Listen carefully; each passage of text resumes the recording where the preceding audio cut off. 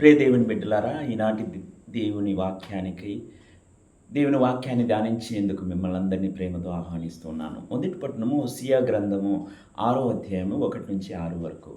అక్కడ ఉన్నటువంటి ప్రజలు దేవుని చెంతకు రావాలని ఆశగొని ఉన్నారు. ఎందుకని?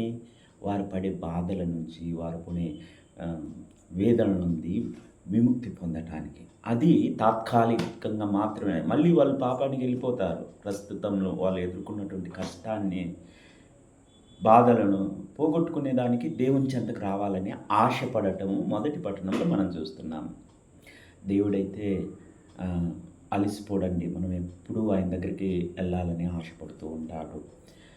ఇక సువార్త పట్టణం మనం చదువుకున్నప్పుడు లూకా సువార్త 18వ అధ్యాయం 9వ వచనం నుండి 14వ వచనం.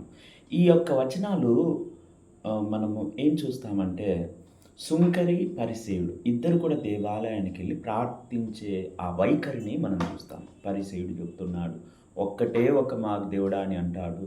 5 మార్లు మాత్రం తన గురించి తాను చెప్పడం మొదలు పెడతాడు.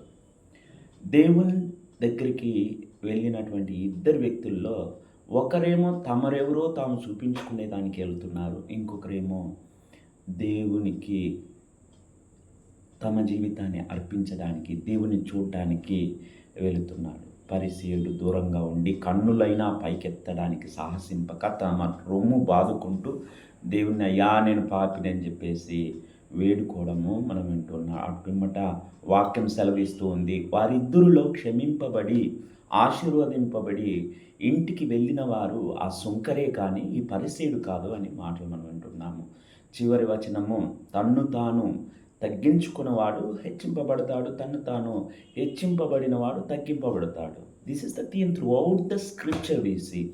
ఇదే ప్యారలల్గా, సిమిలర్గా కొన్ని ఉపమానాలను మనం చూస్తాం. తప్పిపోయిన కుమారుని కథలో ఇద్దరు అన్నదమ్ములు, చిన్న కుమారుడు, పెద్ద కుమారుడు, ఇక్కడ ఉన్నటువంటి పరిసేయుని, ఇక్కడ ఉన్నటువంటి సుంకరిని ఇద్దరిని పోలి ఉన్నాడు. ధనికుడు, లాజరు, ఈ 2 కథల్లో కూడా ఈ సిమిలారిటీని మనం చూస్తూ ఉంటాం. అయితే మనము మన జీవితాన్ని తగ్గించుకొని దేవుని సాన్నిధ్యంలో, ముఖ్యంగా దేవుని సాన్నిధ్యంలో తగ్గించుకొని మనం జీవించేందుకు మనం ఎప్పుడు కూడా ప్రయత్నం చేస్తూ ఉండాలి. అట్లా కాకుండా దేవుని సాన్నిధ్యంలో మన గొప్పతనాన్ని మనం ఎవరో చూపించుకోవాల్సిన అవసరము లేనే లేదు. ఎందుకంటే దేవుని ముందు మనం ఎవరో మనకంటే ఎక్కువ దేవునికి తెలుసు. కాబట్టి ఈ యొక్క వచనాలు ధ్యానించే మీరంతా కూడా వినయం కలిగి, తగ్గింపుతనం కలిగి ఆ భగవంతుని నీడలో ఎదగాలని మిమ్మల్ని అందరినీ కోరుచున్నాను. దేవుడు మిమ్మల్ని దీవించును గాక. పితా, పుత్ర, పవిత్రాత్మ నామమున